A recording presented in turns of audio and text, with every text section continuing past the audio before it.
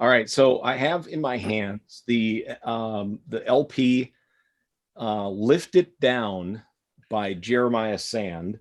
Um, the There is a sticker on the front that reads, "The story of Jeremiah Sand is one of legend. A cult leader moves to California, brings his followers, the children of the new dawn, and takes over a recording studio to make his possessed psychedelic masterpiece. After the cult breaks down in a hallucinogenic and cocaine-fueled chaos in the mid-1970s, a strange disappearances start happening in town. Jeremiah and his right-hand man, brother Swan, flee in the middle of the night, instructing the studio owner at gunpoint to put the master tapes in a lockbox and await their return. Yeah. They are never seen again. In 2018, the studio burned in the California wildfires, and a box is discovered with the 50-year-old album, artwork, and a short film. What's almost as astonishing as this story is how incredible the record is. The music you hold in your hand is the manifestation of a sinister religious energy and psychotically inflated ego, but it is also an enhanced time capsule from one of the music's greatest eras and the outcome of a whole community dedicating their lives to its creation. So, Dave, and we'll get right back to that. I just want to bring this up.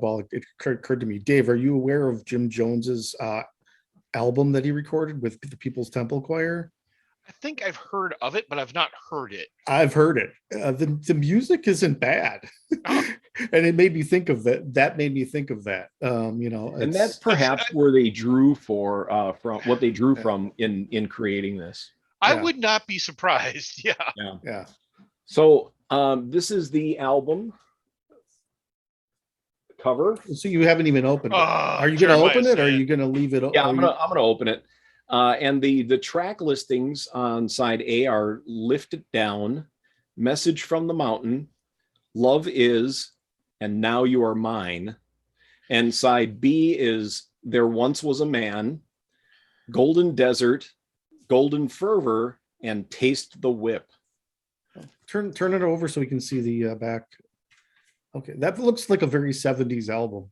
Yeah, doesn't it? Oh yeah. Now, I unfortunately did not get one of the colored albums because they were a lot more expensive. Here is Jeremiah Sand recording. Yes. The liner notes are complete and on the back. Dave, you need to get a record player immediately. Lettering. Oh yeah. And oops. I actually don't like colored vinyl that much because it's not actually quality. So I'd rather prefer to have a black vinyl record like that. Yeah. And these records were clearly handled because I do see some fingerprints on it. But it does have the the release. Are you sure they're not your fingerprints? Yeah. It does have the release stuff scratched into the dead wax. Yeah, into the wax, yep. And there's a peace symbol scratched into it. And then also there's a hidden track beyond everything else at the very end. It's not listed, and I don't know what it is. So eventually, when I get a record player, I'll have to actually listen to the record. Well, I have a record player. I could bring it. You know what else we could do? I'm sure it's on YouTube. We should listen to it on YouTube and see if it's any. I mean, see if it's. Well, we could do a playthrough party and sit there and comment on it. See if it's just a novelty or if it's an actually good record. Now, I haven't taken it out of the actual plastic wrap because the sticker is on the plastic wrap. Yeah, leave it like that. There is an inside that I could fold out and we can see what's on the inside as well. Well, how valuable is this? Is this a limited edition or is this a this regular is not pressing? limited, but I know they're probably sold out. But if I can get this sticker off without destroying, yeah. When I tried it, I'll stick the sticker somewhere else on the actual album. Yeah, I did that with a couple of my things. No, it's not coming off right, so I'm not going to take it off. But let me see if I can slip it out of the plastic, and then if I can slip it out of the plastic, I can put the plastic in inside with the slipcover, thus keeping the sticker intact. We're probably the only unboxing video of that record on the internet. Probably. All right, I've never seen this before either. Oh, very wow. I'm really impressed that's with cool as shit. It looks I like that. maybe it kind of looks like an old Steppenwolf album or something, you know? Yeah, it has that kind of feel to it. Oh shit. There is a huge commentary on this.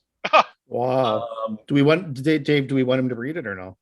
Not the whole thing, but not the whole thing. Let me just skim over it. But it's written by somebody named Genesis Buyer P. Orridge, New York City. Oh, Genesis Breyer Orridge. Yeah. Genesis P. Orridge is the guy who coined the term industrial music. His band Throbbing Gristle was literally the first industrial.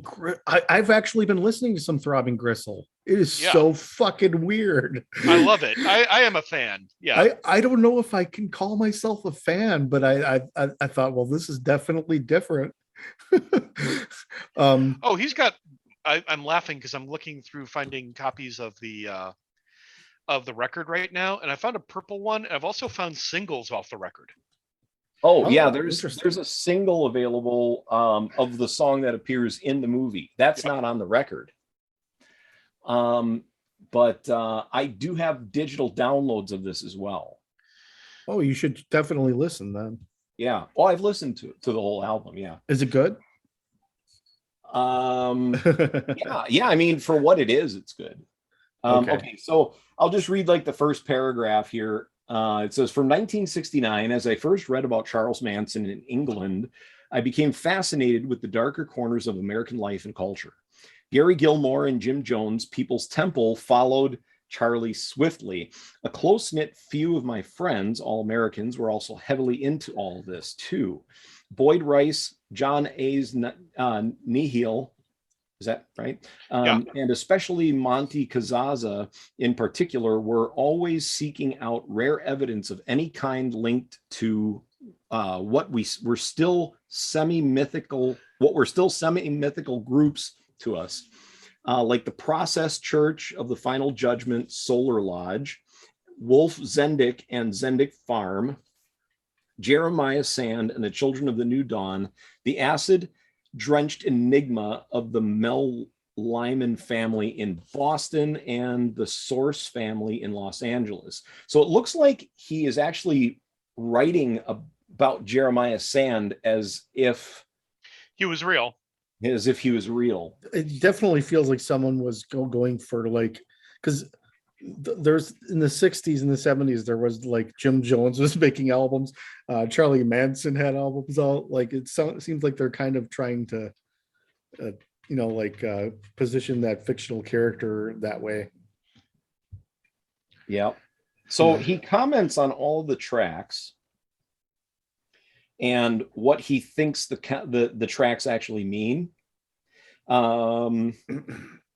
Like here, he says, I am obsessed with the Incredible String Band, 19 records and counting, but I hated them at first. Pearls Before Swine, Comus were the same. With them too, it's the voice and always the lyrics that hold me.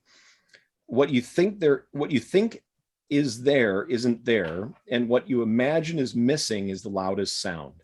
What you are listening to is not the music coming from the record. It's the sonic parthenogenesis created elsewhere in a void and then focused into your brain for decoding. For example, on the song There Once Was a Man, Jeremiah is repeatedly saying very quietly, decode, encode, A code. Is this hinting at the DEA or DNA? Wow. Yeah, he really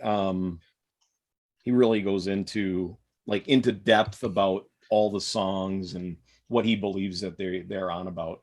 Yeah, I've been looking up the most disturbing music just because me and Carrie kind of are swapping music back and forth, and we're just trying to shock each other with worse and worse things. And one of the things that popped up was Throbbing Gristle, which so real quick, so here's another paragraph. It talks about somebody who had a an experience with the Children of the New Dawn. One haggard old Morning Star hippie once told me that he recalled Jeremiah and the Children of the New Dawn passing through around 1974. He said after a few weeks they were asked to leave. They were scarring the commune members by holding wild rituals around fires at night. When they left, several Morning Star and local teenagers left with them. Oh, when they left, several Morning Star local teenagers left with them. Okay. He believed that they were heading for Mount Shasta, a defunct volcano and psychic New Age mystical magnet from the 1930s up until the present. Jeremiah said the energy there could set his world ablaze with his message. Yep. So now that you've heard, so since you've heard the album, if you were to like, you just give a quick kind of review of it. Yeah. So the album is very, it's surreal. It's very psychedelic. It tries, you can tell that it's by somebody who is trying very hard to make it big in music and failed. So it was written, in fact, to convey that. It was written to convey the feel of somebody who was trying really hard to make it big and failed, and therefore decided that forming a cult was probably a better option for him. Yeah, at that point, you're like, hey, all I want is my ego gratified money and all the sex I can handle. So you either go into rock and roll or you go make a cult, whatever works. Yeah. And so, and it definitely feels that way. And it is very psychedelic. I may have to give it a listen today, just to you know, like, yeah, I may like it more. Like, you guys know, I liked Mandy, but I didn't like it quite as much as you guys did. But you know, this makes me feel like there's more mythos in it, mythology in it, like a cigarette burns kind of situation where Yeah. you know, the hidden movie and stuff. I always dig that kind of stuff. Oh yeah. Yeah, when for sure. when there's more thought put into the stuff around the movie. Yeah. So I think that's really neat that you have that. I'd be interested to see how rare or collectible it would be in maybe 5 years. Yeah. Yeah. Because believe me, I'm buying a copy. I saw the purple one for $25, and I'm buying it. Is it Wow, is it currently in print, or are you buying a used copy? Dave, did you find it? I found it on eBay, and it says it's unopened. So wow. Okay, dude. so it's nice. You got the Cool. purple. Hey, Very John, you made a sale today.